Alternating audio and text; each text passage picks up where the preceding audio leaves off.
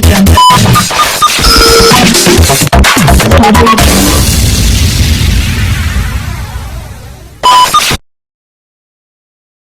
talking about the difference East Coast, West Coast, and how everyone brings their own flavor, even internationally now. But back then, your Southern approach, or your Southern contribution, if you will, had to have been a lot of different.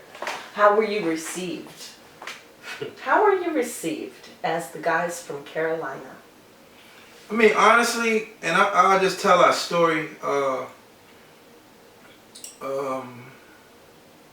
We got a record deal in 1994, and man, we got together in 1993. Decided to become a group, and immediately got a record deal locally. That local record deal turned into a distribution deal with Solar Records and Dick Griffey. Solar Records was responsible for Babyface, Shalimar, Soul Train. They had a hand in Soul Train, so they R&B from the 70s and 80s, and Dick Griffey is a big guy in the music industry, and they decided to venture into hip hop music, and he did it actually right before that because he's the initial guy that was working with Dr. Dre and Suge with Death Row. So we actually had the opportunity to record our first album in the same studio that they recorded The Chronic. So legendary album. Where was this? In California, okay. in LA. So the year after they recorded The Chronic, we recorded, might not even been a full year, we recorded our album. So now we get out, we record the album, we get out into the industry, and we're rookies, we're new jacks, and we're absorbing it. So we're meeting a lot of people. We get out there, and it's pretty much as soon as we got out, we were back home. So we did some touring. We performed with everybody that was anybody during the 90s, from Big to Pac, Run DMC several times. It's like everyone. We actually performed with, met some, smoked with some, and when you say performed with, okay, because I'm looking maybe from a different perspective, like looking at concerts, and you'll have your main band, and you'll have your opening band and stuff. Is that what you're talking about? You performed with as maybe the opening band type of thing? Did you actually ever get like performing, intermingling in a performance with them? Freestyle with some of them. Okay. And KRS-One was a hip hop pioneer, as well as the RZA from the Wu-Tang Clan was supposed to do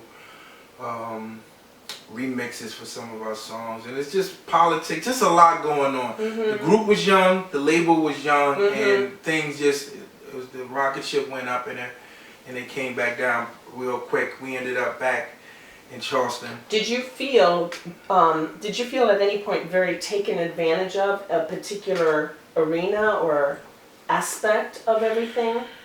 Do you feel like there's something you didn't know that kind of blew it for you because... Oh yeah, there's a lot. And would that all be the business end more so than the music end? Yeah. Being very young and without a lot of guidance at that particular time, you're not solely focused on business. You know, you're like, 18, 19, 20, 21, that in that little time frame. And I think, well, personally, I speak for myself. It's like I was focusing on, I want to make, I want to make music. I want to do this. I want to perform here. I want to do that. Wasn't even really focused so much on the money. But really neglected the business side. I mean, we were in places where we could have sat in on forums and stuff like that, but we were, kind of drifting along. Just having a great time. I mean, personally, I was. I can't. Was it almost like too good to be true? Like, is this really happening to us? It happened very fast. Very fast. And we were put in a position, we're Listen, one day we in West Ashley in the recording studio. The next day we in LA. Yeah. Recording. We're recording in the same studio they recorded the Chronic, which that's a huge, that's big, and it's like, and like we're here, and, we're here, and meeting all of these people, but we were always on it. Listen, I'm gonna tell you, here's what happened.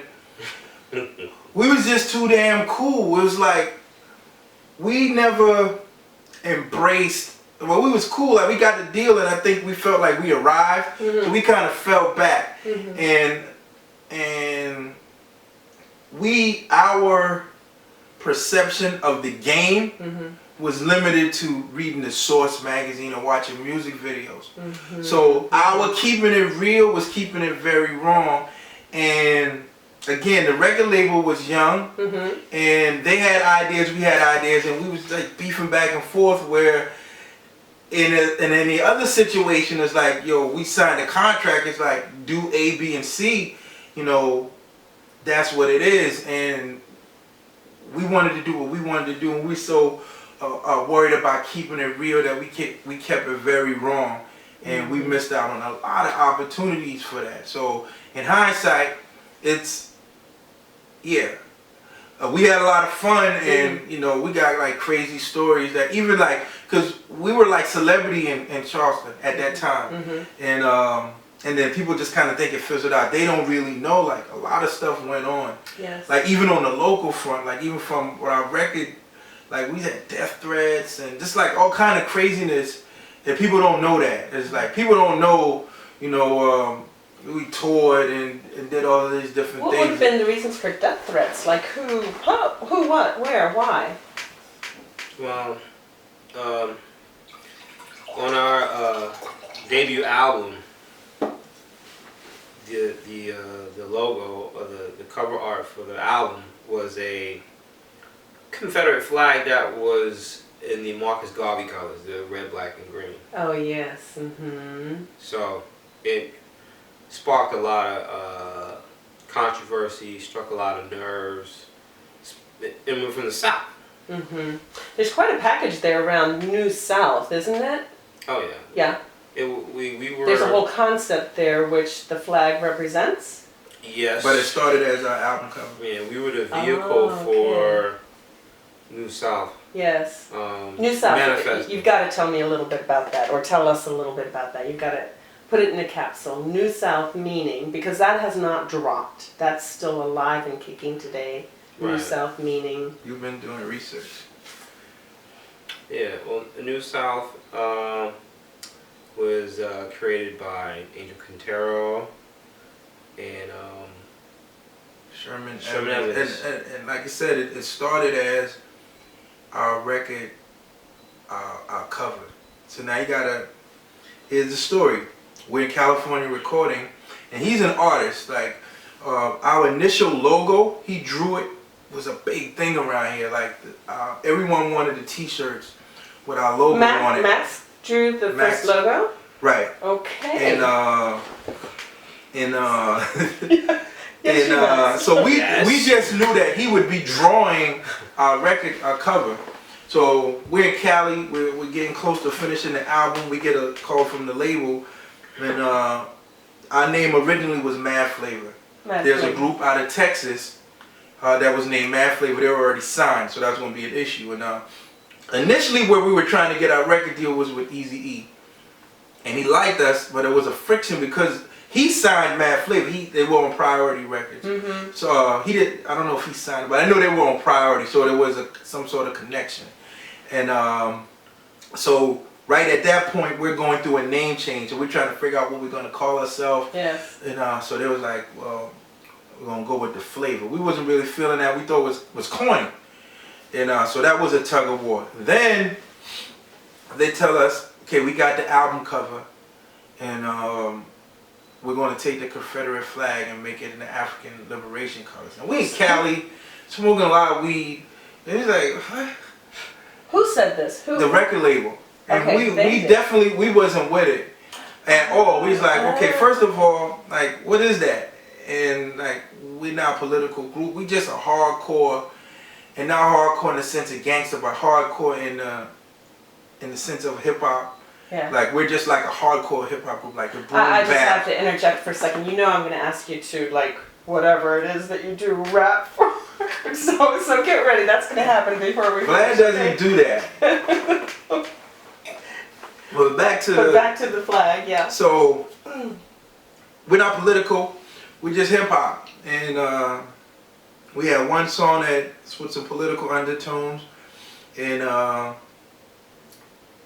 they used that as a bargaining chip, and it's like, well, this is going to be the cover, and we hated it, and which was another issue. It's like maybe we should have embraced it, even if because we never said anything. So now we got this Confederate flag. It's red, black, and green, and I'm like, that's whack.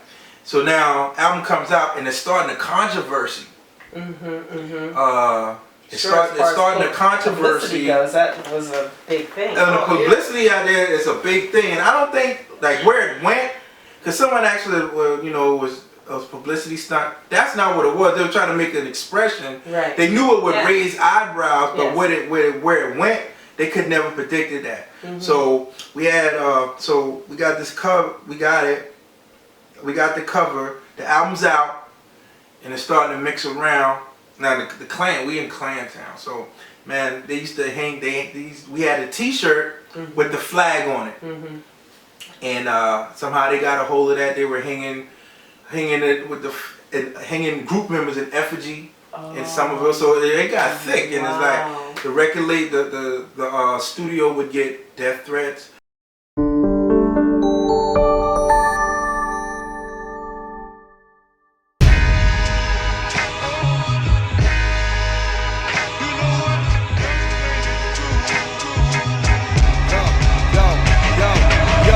In my body, strong-willed and able. I aim to maintain in the world that's unstable. I aim to make a name, a brain change to the table.